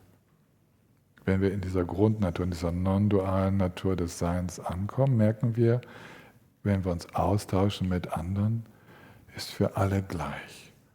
Und da stellt sich die Frage, was passiert, wenn das bedingte Entstehen im Individuum sich auflöst, wenn das nicht mehr erzeugt wird? Was geschieht mit diesem individuellen Geistesstrom in seiner universellen Grundnatur? Da kann man drüber spekulieren. Aber darum geht es hier nicht. Jedenfalls, individuell bedingte Existenz ist von Bedingungen abhängig. Und die wird irgendwann zu einem Ende kommen. unterliegt ständigem Wandel und wird sich immer wieder neu formen und wie es dann auch immer weitergeht. Okay. Ich gucke gerade mal zu dir. Du übersetzt zum ersten Mal. Geht es so? Ja? Danke. Okay. Die Gewissheit zu sterben ist die dritte Kontemplation, weil die Lebensspanne jeden Moment abnimmt. Das hatten wir vorhin im Vorspann schon. Und da zitiert Gampopa wieder den Buddha aus dem tibetischen Dhammapada. So wie der von einem geschickten Schützen von gespannter Sehne abgeschossene Pfeil schnell sein Ziel erreicht, ohne je innezuhalten, genauso ist es mit der Lebensspanne der Menschen. Hat mich auch sehr berührt. Wir sind wie ein Pfeil im Flug.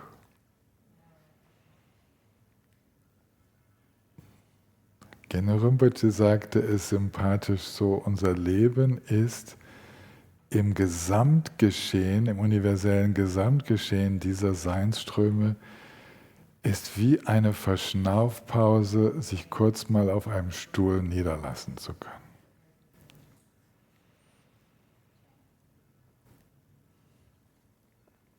So, ja, da können wir drüber kultivieren, können wir kontemplieren. Jetzt ist es, das waren 3 Kontemplationen zur Gewissheit, dass es uns erwischen wird. Und jetzt stellt sich die Frage, wann wir diesen Körper verlassen müssen. Ja?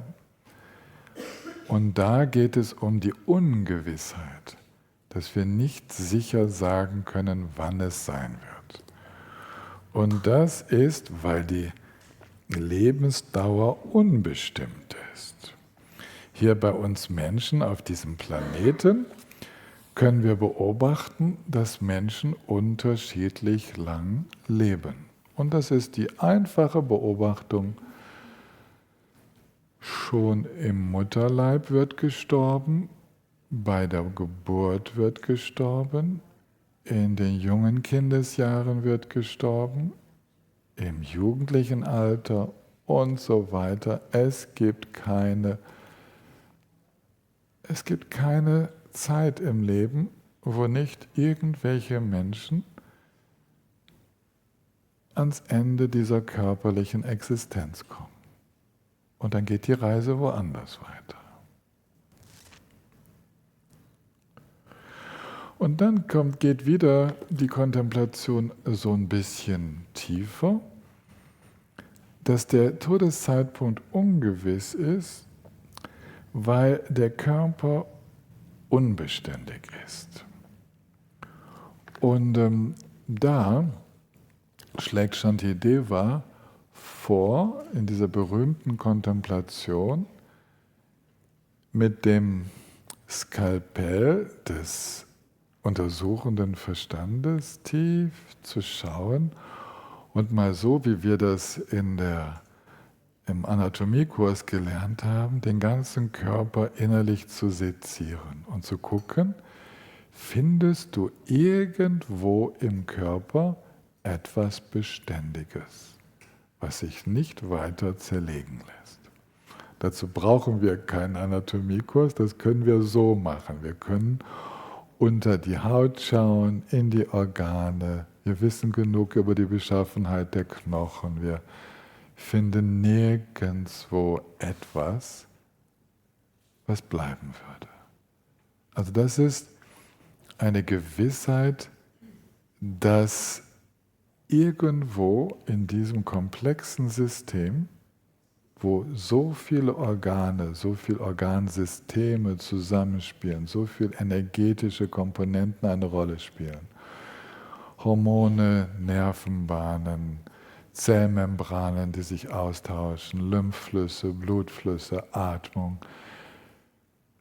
Das ist ungewiss ist, wie lange in diesem durch und durch unbeständigen Organismus die Dinge auf so harmonische Art funktionieren.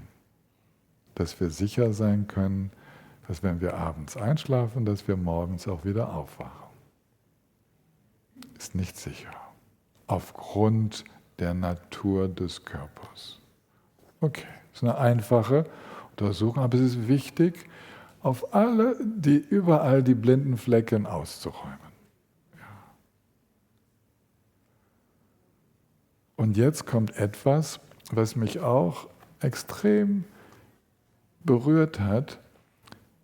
Der Todeszeitpunkt ist ungewiss, weil es so viele Todesursachen gibt. Ja, es gibt, wenn man sich's, also mit Gendün war das dann so, dass er uns, als wir dieses Thema berührt haben, hat er gesagt, schaut euch doch mal um, all die Gegenstände, mit denen ihr so umgeben seid. Ne? Eine wunderbare Statue von Yum Chenmo, eine Wasserschale, ein Tuch, Kleidung. Guckt euch doch mal diese Gegenstände an. Eigentlich kann fast jeder Gegenstand, der uns umgibt, zur Todesursache werden.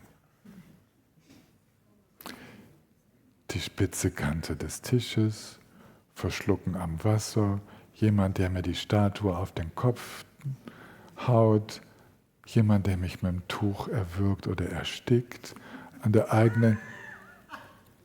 eigenen Kleidung, das Kopfkissen kann es sein. Versteht ihr? Einfach mal den Blick ändern, ja? Wie auch immer es dann zu diesem kommt, es ist alles schon passiert. Alles das ist schon passiert. Ich zitiere immer wieder gern, ungern eigentlich, aber gern, weil es ein gutes Beispiel ist, den Arzt aus dem Nachbardorf, der an Popcorn gestorben ist, was er verschluckt hat. Okay? Kam nicht mehr raus und der Notarzt kam zu spät und alles klopfen und auf dem Kopf und nichts hat geholfen. Ja? Okay, das geliebte Popcorn im Kino.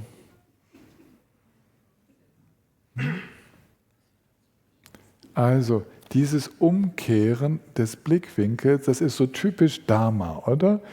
Die Weitung der Sicht im Dharma ist nicht, dass uns besonders tolle Ausblicke auf die Wirklichkeit geschenkt werden, sondern ist unsere Sicht der Wirklichkeit wird in Frage gestellt, indem uns andere Sichtweisen zur Verfügung gestellt werden. Hey, so kann man das auch sehen.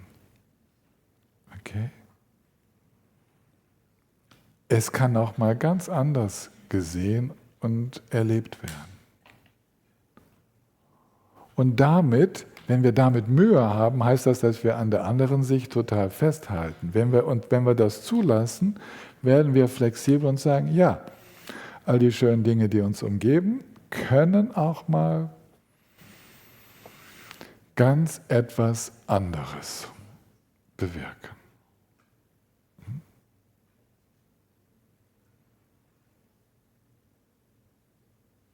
Also die Kontemplation darüber, wie viele Todesursachen es geben kann, ist für jemanden jetzt wie uns hier im Raum, die wir eine medizinische Schulung haben, etwas leichter. Aber ihr seid alle so geschult. Und was habt ihr nicht alles schon für viele Krimis geschaut? Ja, also wisst ihr doch. Das ist ja erstaunlich, welche Vielfalt von Todesursachen sich diese Regisseure immer wieder einfallen lassen. Ja, was es da alles gibt. Okay. Dann gibt es eine dritte Serie von Kontemplationen. Und die ist besonders. Sollten wir eine Pause machen? Nee, es geht noch ein bisschen, ne? Geht noch, wir sind erst. Ja. Es gibt eine dritte Serie von Kontemplationen, die ist wichtig, weil sie die Prioritäten zurechtrückt. Und zwar sind das die 3 Kontemplationen, dass uns im Tod nichts von dem, was uns umgibt, begleiten wird. Das rückt den Fokus zurecht, dass wir so viel Energie darauf verwenden, unser Leben äußerlich schön zu gestalten, mit Beziehungen und Haus und so weiter, Garten und so. All das wird uns nicht begleiten.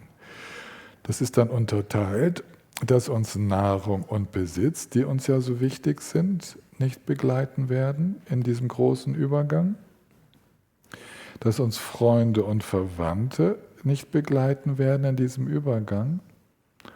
Und dass uns auch dieser Körper, um den wir uns ständig so arg kümmern, den wir so rausputzen und immer versuchen präsentabel zu halten. Und ich putze mir die Zähne vorm Unterricht und ja, alles, was wir so machen können, all das, was es so braucht, um in dieser Welt unterwegs zu sein. Wir kümmern uns so darum, in einigermaßen angenehmen Körper zu haben, ja, dass uns all das schlussendlich für den großen Übergang nichts helfen wird, weil es nicht mitgeht. Es hilft uns nur für jetzt. Dafür ist es richtig. Aber Spiritualität, das ist ja das gemeinsame Wesen aller spirituellen Richtungen. Spiritualität geht über dieses Leben hinaus.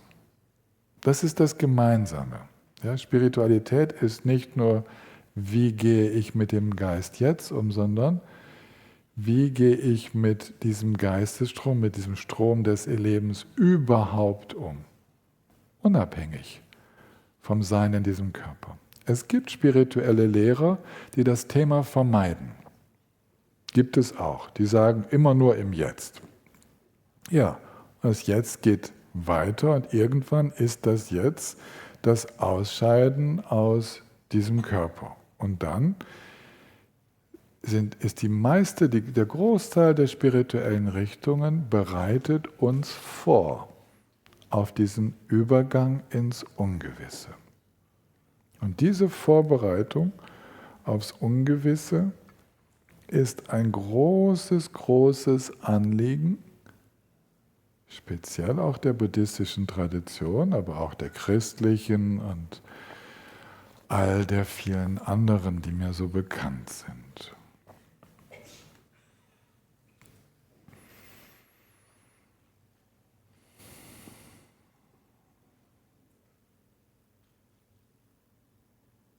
Was zählt also schlussendlich? In unserer Endlichkeit, die Endlichkeit dieses Körpers ist nicht die Endlichkeit dieses Geistes. Der Geist, zwar ist das Gehirn zu Ende, aber es gibt so viele Hinweise darauf, dass das Bewusstsein und das Erleben weitergehen. Dass sie weitergehen und was bleibt dann? Was ist da angesichts dieses Weitererlebens nach Verlassen dieses Körpers? Was ist angesichts dieser Tatsache, was ist da wichtig? Und damit werden wir uns dann auch noch befassen. Das wird diese Woche Thema sein, denn das Thema Karma ist nicht nur Ursache und Wirkung im jetzigen Leben. Das Leben hat Vergangenheit, Gegenwart und Zukunft. Das Jetzt ist nur immer das Jetzt, gelebte Jetzt, aber es ist bedingt durch all die Kräfte, die aus dem Vergangenen wirken. Und in diesem Jetzt sind all die Kräfte aktiv, die das Zukünftige bewirken. Und welche dieser Kräfte wirken weiter? Und da ist diese Kontemplation der eigenen Sterblichkeit und dessen, was uns da begleitet oder halt nicht begleitet, unglaublich wichtig, um den Blick zu schärfen auf das, was über dieses Leben hinauszählt. Den blinden Fleck aufrechtzuerhalten, dass es nur dieses Leben gibt, wird im Dharma als mangelndes Gewahrsein, als Unwissenheit bezeichnet. Für mich ist das leichter zu sagen, vielleicht als viele von euch, weil ich so oft mit Menschen Kontakt hatte, Genro Rinpoche angefangen, für die die Kommunikation mit Lebewesen, die nicht mehr in diesem Körper sind oder noch nicht in diesem Körper, einfach tägliche Routine war. Nicht eine Ausnahmeerscheinung. Und da ich keinen Grund habe, an seiner Ehrlichkeit und der Ehrlichkeit der anderen zu zweifeln, habe ich sozusagen ein bisschen darin gebadet. Und das macht es dann ein bisschen leichter, solche Dinge zu sagen, die ich nicht aus eigener Erfahrung sagen kann. Ja? Aber da spielt Vertrauen in aufrichtige andere Menschen eine große Rolle. Ja? Ich kann ja aus der Erfahrung anderer lernen, wenn die mir so viele Dinge sagen können und sehr schlüssig ist über so diese Übergänge und dass es da sogar Praktizierende gab, wie jetzt die oft erwähnten Karmapas, die einen Brief hinterlassen. Also 7 von den Karmapas haben solche Briefe hinterlassen, in denen sie genau die zukünftige Familie und die Bedingungen ihrer Wiedergeburt im Voraus schon beschrieben haben und sowas ist dokumentiert. Ja, das sollte einen schon ein bisschen aufhorchen lassen. So. Deswegen diese Kontemplation über Vergänglichkeit und Sterblichkeit, damit wir dann ganz bewusst leben können. Ja, dass das Leben noch mal mehr Sinn bekommt und genossen werden kann, ohne dass wir uns mit der Wirklichkeit reiben müssen. Jetzt würde ich sagen, machen wir eine Pause und nach der Pause gehen wir in die Fragen, in die Gruppenbildung. So, ja, ich erkläre euch noch die Fragestellung und nutzen die Zeit dann bis 1 Uhr, um uns für den Nachmittag auszurichten. Diesmal ein bisschen kürzer die Pause, etwas mehr als eine Viertelstunde. Wir treffen uns um 5:05 wieder, also um 12:35 Uhr treffen wir uns wieder.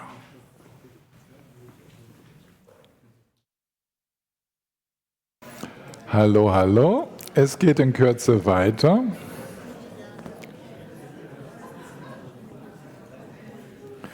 Also es geht auch vor der Kürze weiter.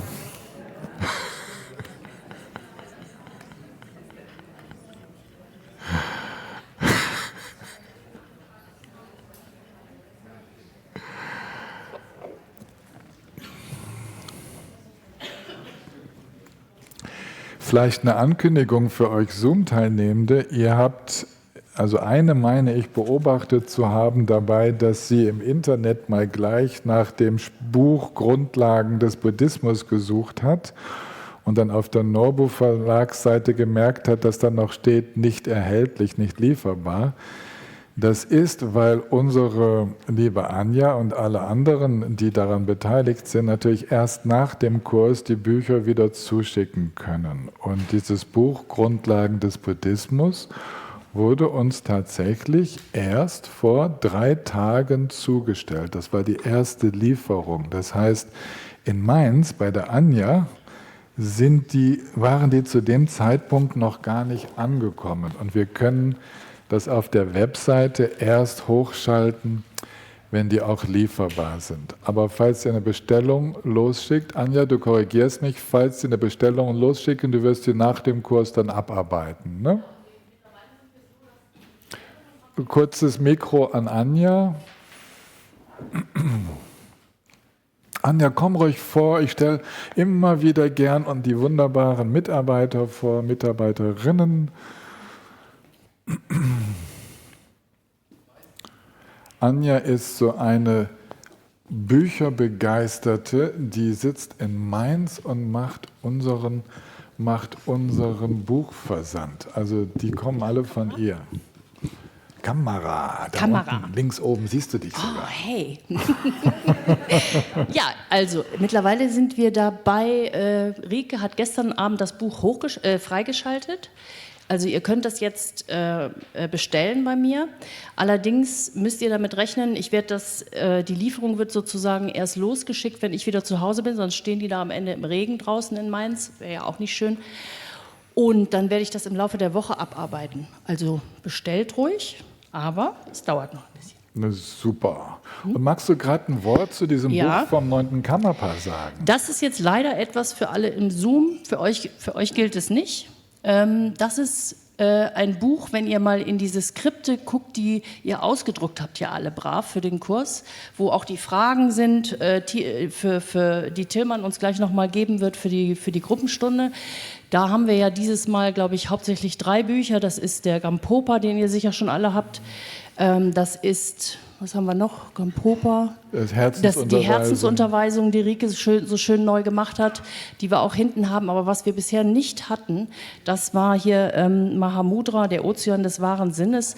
Auch wirklich ein Grundlagenbuch des Wahnsinns, genau. Viele verstehen dann immer, Ozean des Wahnsinns habe ich auch, als ich das erste Mal jemand zu mir sagte, bestell dir das mal, dann habe ich brav aufgeschrieben, Ozean des Wahnsinns. Und ich dachte, oh, jetzt geht es ja aber ans Eingemachte im Buddhismus, ne? Also es ist der Ozean des wahren Sinnes. So. Jedenfalls haben wir dieses Buch, das ist ein Print on Demand, das haben wir jetzt hier für euch im Kurs, wenn ihr das haben möchtet, mal drucken lassen. Wir werden das auch nur im Kurs vertreiben. Also wenn ihr zu Hause das haben wollt, ihr müsst es euch selbst online bestellen, nicht über den Norbu Verlag. Wir haben es nicht in unserem Shop aufgenommen, nur hier am Stand. Also wenn ihr das haben möchtet, weil es halt auch immer wieder auftaucht, dann könnt ihr das bei uns käuflich erwerben.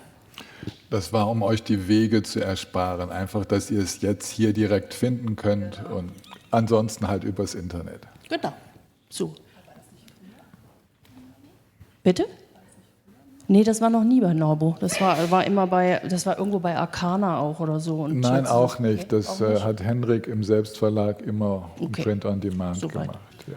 Wir haben uns natürlich bemüht, dieses Buch zu uns zu holen, aber Lama Henrik war es lieber, das in eigener Regie so zu machen. Auch gut. So kriegen wir es überall. Wir kommen zu unserer Gruppenbildung und den Fragen. Diese 3 Werke sind Quellenwerke, in denen ihr dieses Thema in der traditionellen Weise studieren könnt. Und die Gruppenarbeit heute Nachmittag,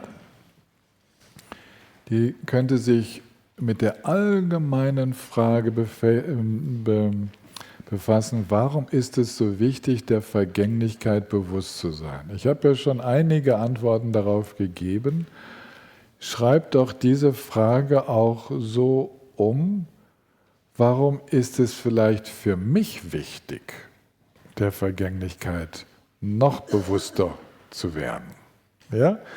Also ist sowieso für alle Fragen, die hier gestellt werden, sprecht immer aus der persönlichen Erfahrung. Es ist in einer Gruppendiskussion nur selten mal wirklich hilfreich, wenn wir Wissen anbringen. Es ist viel, viel schöner, wenn wir aus der Erfahrung sprechen. Ja, also auch von unseren Zweifeln sprechen und so. Das kriegt ihr ja unglaublich gut hin. Ich habe ja mitbekommen, dass ihr bei allem anfänglichen Zögern die Gruppen eigentlich sehr schätzt. Das hat damit zu tun, dass ihr so persönlich in den Gruppen unterwegs seid und kultiviert das also weiter. Ne? Bleibt auf der persönlichen Ebene und helft euch, die abstraktere, intellektuelle Ebene dann halt zu finden in den Büchern. Und hier und da ist Wissen extrem hilfreich, aber nur dosiert und diskutiert nicht über Wissensfragen. Da gibt es halt dann unter Umständen verschiedene Meinungen, verschiedene Darstellungsweisen. Dann, welchen Nutzen hat das Kontemplieren der Vergänglichkeit und des Todes?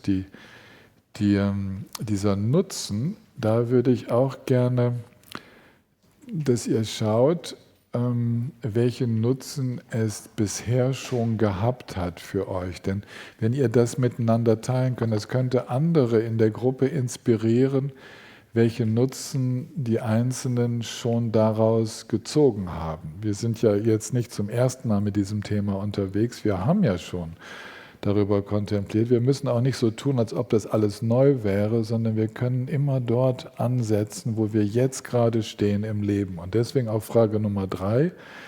Wie möchte ich persönlich weiterhin das Bewusstsein des Wandels stärken? Das ist eine ganz offene Frage.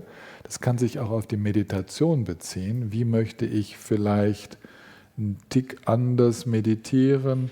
Wie stärkt das meine Sicht, mit der ich ins Leben gehe? Wie stärkt das wie treffe ich vielleicht meine Entscheidung anders? Oder möchte ich mir das tatsächlich mal so Stück für Stück reinziehen, was es alles so an Kontemplation über Vergänglichkeit und Tod gibt? Ja, so offener Austausch darüber.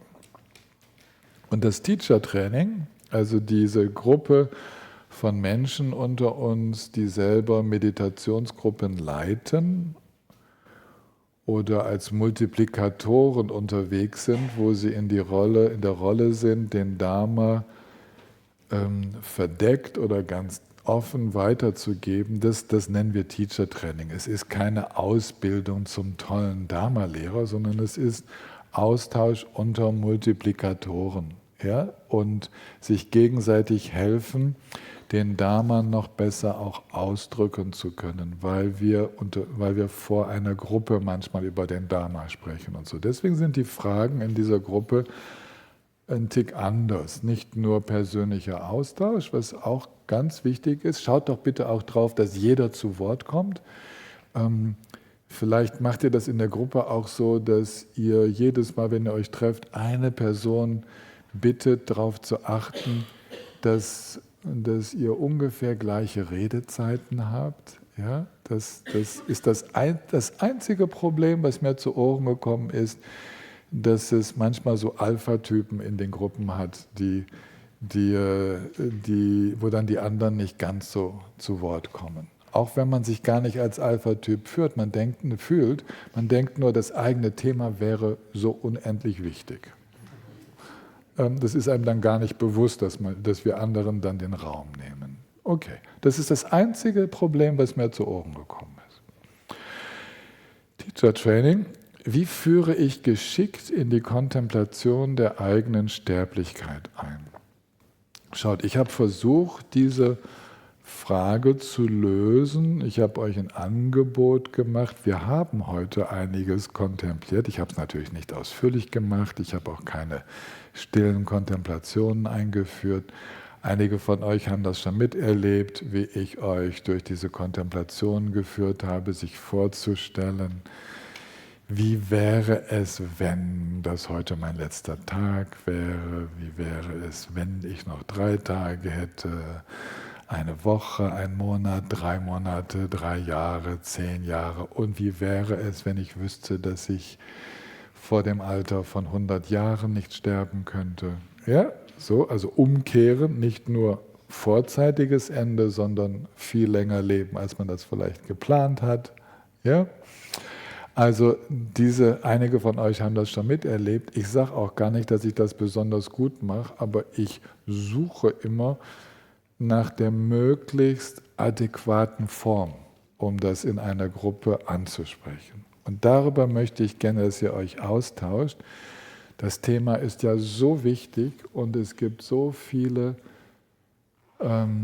Schwierigkeiten, die dabei auftauchen können. Wir berühren ja ganz sensible Themen. Wir berühren immer die Angst vor dem Tod, die Angst vor Kontrollverlust, die Erfahrungen von Verlust geliebter Menschen, unter Umständen frühkindliche Traumata, 1 oder 2 Eltern verloren zu haben oder einen Bruder, eine Schwester verloren zu haben. Ja, also wir berühren ja eine Menge Bereiche, die dann in der zweiten Frage in dieser Gruppe angesprochen werden können. Welche Risiken gibt es beim Bedenken der Vergänglichkeit? Wo sind die Tretminen? Ja? Wo geht plötzlich in uns ein Prozess ab, weil wir uns diesem Thema öffnen? Und ja, diese beiden letzten Fragen sind nicht, es ist nicht so, dass die anderen Gruppen ausgeschlossen wären von diesen Fragen. Wenn die auftauchen, besprecht sie. Aber es ist besonders wichtig, wenn Menschen sich fürs Teachers Training, also für eine Multiplikatorenrolle bereit erklären, dass dieses Geschenk des Dharmas auf eine geschickte, bedachte Weise gemacht wird und wir nicht einfach so reinspringen. Ich habe da gerade im Kurs etwas erlebt, ich habe da eine Meditationsgruppe, lasst uns doch mal den eigenen Tod kontemplieren. Und dann muss man das ja auch halten können, diese Situation. Okay, also sprecht miteinander, das Feld ist riesig, das sind die Fragen. Und jetzt, Klärung der Fragen. Sowohl auf Zoom, sind die Fragen klar genug gestellt? Wisst ihr, was ihr damit anfangen könnt? Oder gibt es da noch Klärungsbedarf, was diese Fragen angeht?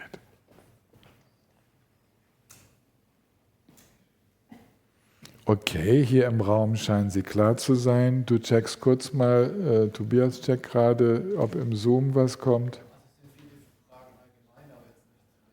Allgemeine Fragen, wenn du sie rauskopieren könntest, das sollen sie morgen wieder stellen. Heute kommt es nicht mehr zum Lösen von Fragen oder zum Stellen von Fragen. Das machen wir morgen wieder. Hebt sie euch auf, kopiert sie euch selber raus, damit ihr sie morgen wieder reinstellen könnt. Und haltet sie möglichst knapp. Das ist immer wunderschön. Wenn es sozusagen ein Absatz ist, das wäre super. Ja, ich lese die gerne, genauso gerne wie ich euch zuhöre, aber tatsächlich ist über dieses Medium die geschriebene Frage etwas leichter zu beantworten. Okay.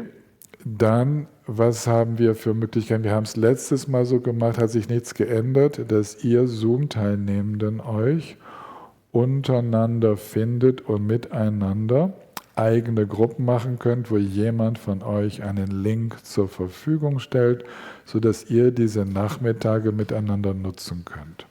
Wenn ich da aber jetzt zum Beispiel nach Wald schaue, bei Graz oder so, dann weiß ich, ihr habt da eine kleine Gruppe oder ja, ich sehe da Einzelne, die wahrscheinlich schon ihre Gruppen gebildet haben, aber bleibt ihr mal online, ich wende jetzt meine Aufmerksamkeit von euch ab, ihr dürft die Kommunikation freischalten auf Zoom, damit sich die Zoom-Teilnehmenden noch absprechen können und eventuell sich noch Links zuschicken für heute Nachmittag.